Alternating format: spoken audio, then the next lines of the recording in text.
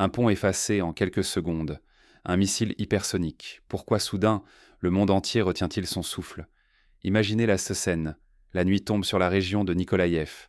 Les derniers convois militaires traversent le pont, ignorant que, dans quelques instants, ce symbole d'ingénierie et d'unité logistique ne sera plus qu'un souvenir. Soudain, une lumière traverse le ciel. Le Kinjal, missile hypersonique russe, fond sur sa cible à une vitesse que peu d'observateurs auraient en cru possible il y a seulement quelques années. En une fraction de seconde, le pont, artère vitale pour la logistique régionale, disparaît sous l'impact. Les images satellites, diffusées dans les médias internationaux, confirment l'ampleur des dégâts. La structure, pourtant massive, a été pulvérisée avec une précision déconcertante. Cet événement n'a pas simplement étonné les experts militaires. Il a déclenché une onde de choc politique aux quatre coins du globe. Les analystes se souviennent de scènes similaires dans l'histoire récente, comme lors de la guerre du Kosovo, où la destruction des ponts sur le Danube avait paralysé toute la région. Mais jamais une telle opération n'avait été réalisée avec une arme aussi avancée. Habituellement, les réactions internationales prennent des heures, parfois des jours. Mais cette fois, la réponse a jailli presque instantanément. Les réseaux d'alerte des grandes puissances ont bourdonné, les agences de renseignement se sont réunies en urgence, des communiqués prudents ont été rédigés à la hâte. Ce sursaut planétaire révèle une angoisse profonde. Si un simple pont peut être rayé de la carte en une fraction de seconde, quelle cible est vraiment à l'abri? L'histoire militaire regorge d'exemples où la destruction d'un point névralgique a fait basculer un conflit. On pense à la Seconde Guerre mondiale, lorsque les Alliés ont systématiquement visé les ponts de la Ruhr pour ralentir la progression des armées allemandes. L'affaire se complique encore avec la présence d'un détachement d'élite de l'OTAN dans la région. Même sans combat direct, leur simple mention a élargi la portée de l'attaque, projetant l'ombre d'une escalade incontrôlable. Ce qui aurait pu passer pour une opération technique devient, soudain, le symbole d'une menace internationale. On se rappelle alors la crise des missiles de Cuba, où la présence d'unités étrangères avait suffi à faire monter la tension à son paroxysme. Frappe chirurgicale. Ces mots reviennent, fascinants et terrifiants. Ils annoncent une nouvelle ère où la force brute cède la place à la précision stratégique, où la terreur vient du doute, de l'incertitude, de la vulnérabilité invisible. Que reste-t-il de la stabilité mondiale quand tout peut basculer sans prévenir? Ignorer la portée de cette attaque, c'est risquer de manquer une révolution silencieuse dans l'art de la guerre. Fermer les yeux, c'est accepter que la sécurité internationale puisse s'effondrer en une seule nuit. C'est oublier que le choc psychologique d'une telle frappe peut être aussi puissant que son effet matériel. Quels signaux cette frappe envoie-t-elle vraiment aux grandes puissances? Quelles failles expose-t-elle dans les défenses traditionnelles? Qu'est-ce qui peut rendre un simple pont plus précieux que 20 chars d'assaut flambant neufs? Prenons un exemple historique. Pendant la guerre de Corée, la destruction du pont de Waegwan a interrompu l'acheminement des renforts sud-coréens, forçant un repli généralisé. De la même façon, le pont de Nikolaïev, loin d'être une simple construction de béton, servait d'artère vitale reliant les forces du Sud aux ressources essentielles. Sa destruction lors d'une frappe fulgurante a bouleversé le flux des renforts, du matériel et des vivres, créant un effet domino sur l'ensemble du front. Mais c'est le choix de l'arme qui a stupéfié les analystes militaires du monde entier. Pour la première fois, le missile Kinjal, fleuron de la technologie hypersonique russe, a été déployé contre une cible aussi précise et stratégique. Pour bien comprendre la portée de ce geste, rappelons que le Kinjal, capable d'atteindre Mach 10, défie tous les systèmes de défense anti-aérienne occidentaux actuels. En choisissant une cible aussi symbolique, la Russie envoie un signal clair. Désormais, l'objectif n'est plus la destruction massive, mais le chaos par la précision absolue. Les ponts, autrefois simples infrastructures, deviennent des points de pression où se joue le destin des campagnes militaires. La frappe a été exécutée avec une maîtrise remarquable. Le pont a été neutralisé sans causer de dégâts majeurs aux alentours. Les images révèlent la puissance d'une arme capable de frapper au cœur, tout en épargnant les civils et les habitations proches. Ce n'est pas une démonstration de force aveugle, mais une opération conçue pour maximiser l'impact stratégique tout en maîtrisant les conséquences, annonçant un bouleversement dans l'art de la guerre. Dans l'histoire, on retrouve cette logique lors de la guerre du Golfe, où la coalition internationale a visé avec précision les centres de commandement irakiens, évitant les pertes civiles massives tout en désorganisant l'ennemi.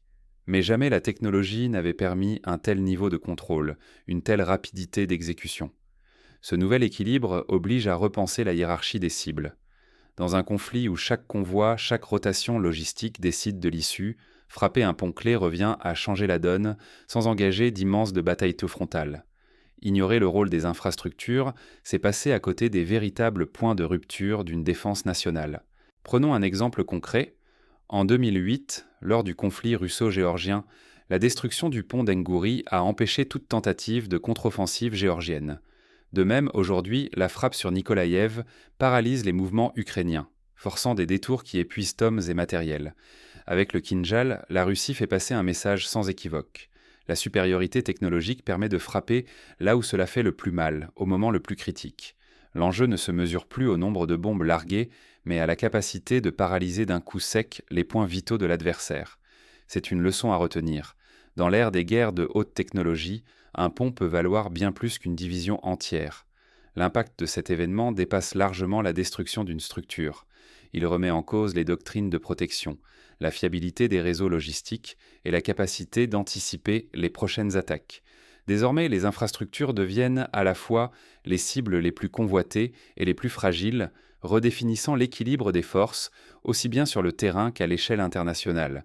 Mais pourquoi ce pont à cet instant précis ? Derrière cette frappe se cache une stratégie calculée où chaque cible compte double. Ce choix rappelle la guerre du Vietnam où les ponts sur la rivière Song Ma étaient systématiquement visés pour entraver l'acheminement du matériel nord-vietnamien.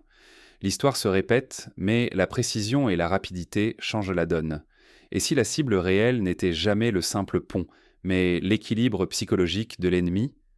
Le tir chirurgical du Kinjal sur le pont de Nikolaïev a bouleversé, en quelques secondes, l'image du conflit. Ici, la puissance ne réside plus dans la destruction massive, mais dans la précision qui, à elle seule, change la donne. Ce concept rejoint la doctrine israélienne dite de l'effet Daïa, où la dissuasion passe par la démonstration d'une capacité de frappe ciblée, mais implacable. L'évocation, même indirecte, d'unités d'élite de l'OTAN a décuplé la portée du message. L'idée que des forces spéciales alliées puissent être en danger transforme un incident local en risque de crise internationale. Une tension silencieuse s'est installée dans les couloirs diplomatiques occidentaux, révélant une peur profonde. Et si l'escalade franchissait une nouvelle marche ? Cette inquiétude rappelle celle ressentie lors des bombardements de Belgrade en 1999, où la crainte d'une extension du conflit à l'OTAN planait sur chaque décision stratégique. Les réactions officielles ont été timides. Peu de mots, beaucoup de prudence. Derrière les portes closes, réunions d'urgence et analyses minutieuses se succèdent. Ce silence lourd de sens montre que l'impact dépasse largement la simple sphère militaire. Il s'agit désormais de rassurer des opinions publiques inquiètes, tout en tentant de préserver l'équilibre précaire avec Moscou. Le concept de coup chirurgical prend ici tout son sens. Frapper juste assez fort, sur le point précis, pour semer le doute et déstabiliser sans provoquer de chaos généralisé. Voilà l'arme nouvelle. Le Kinjal, par sa vitesse et sa précision, incarne cette doctrine moderne où un unique impact suffit à rebattre toutes les cartes. L'Ukraine, par ses réactions mesurées, a laissé entendre la difficulté d'intercepter un tel missile.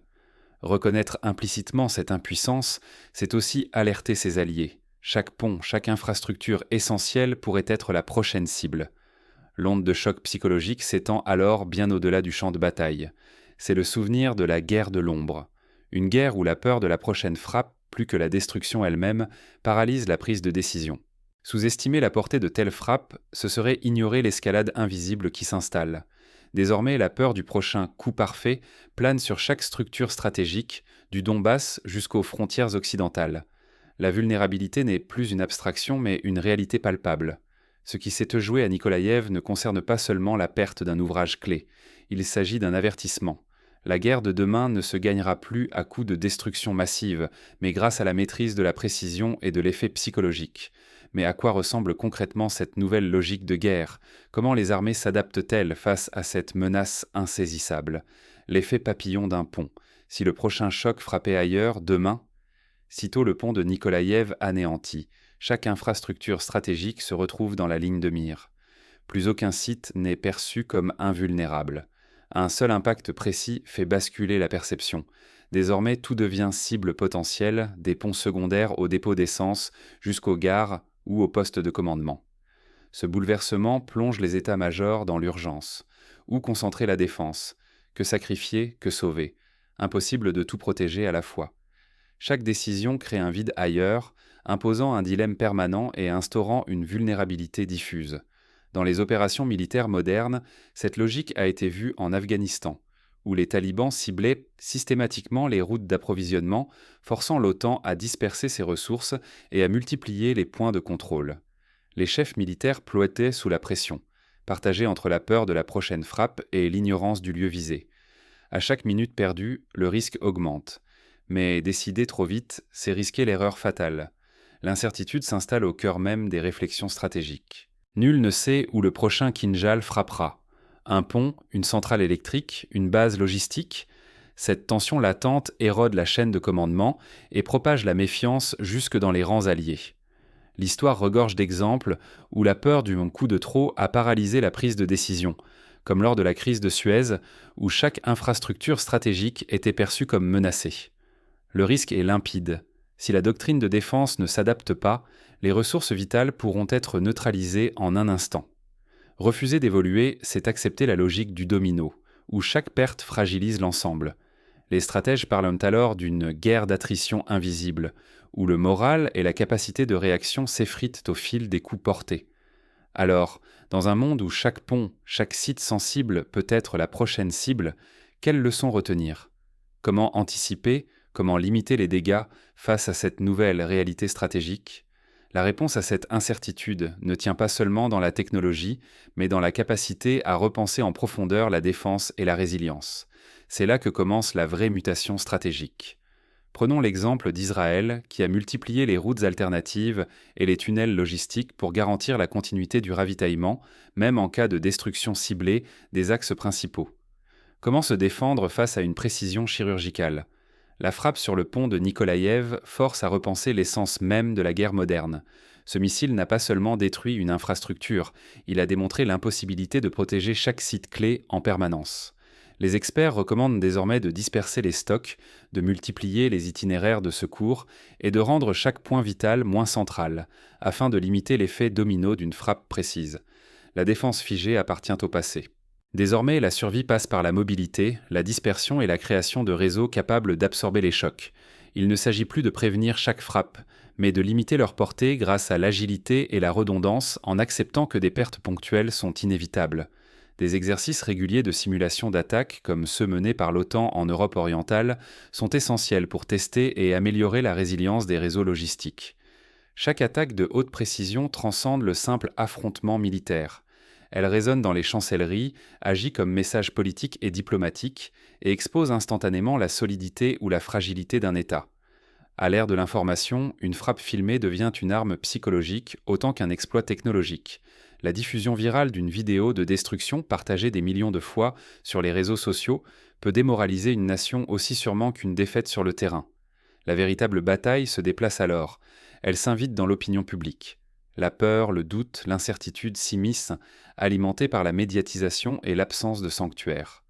Une société sous tension peut voir ses choix stratégiques biaisés, sa cohésion fragilisée, ses dirigeants mis sous pression constante.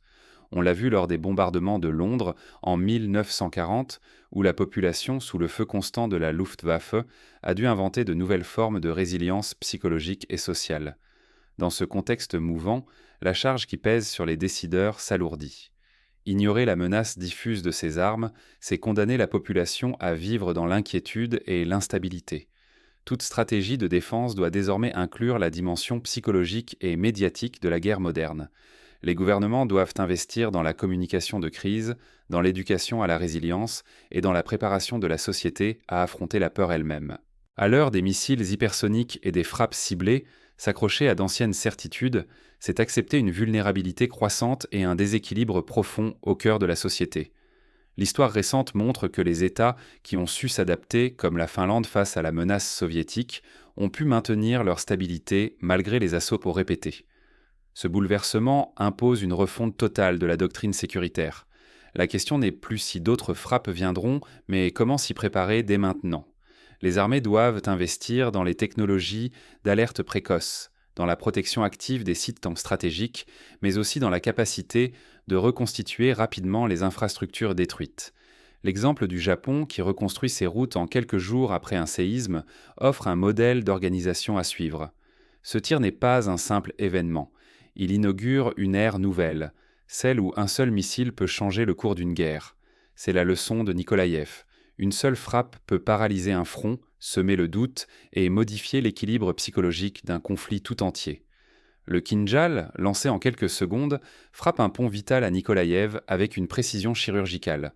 Ce n'est plus la force brute qui prime, mais la capacité à cibler, à désorganiser, à envoyer un message fort sans annihiler toute une ville. C'est l'avènement de la guerre post-industrielle où l'information, la rapidité et la précision pèsent plus que les divisions blindées du passé. Cette mutation bouleverse l'équilibre. Désormais, chaque décision, chaque frappe devient potentiellement décisive. La peur n'est plus diffuse, elle se concentre sur des points névralgiques, là où l'impact symbolique rejoint l'impact stratégique. Les stratèges parlent d'une guerre de la nervosité, où l'incertitude permanente est l'arme la plus redoutable. Ignorer ce basculement, c'est accepter que d'autres écrivent les règles de notre sécurité dans l'ombre. Ce qui se joue sur un pont ukrainien concerne chaque État, chaque citoyen, car l'onde de choc s'étend bien au-delà de la zone frappée. La France, l'Allemagne, la Pologne, tous réévaluent désormais la sécurité de leurs propres infrastructures critiques.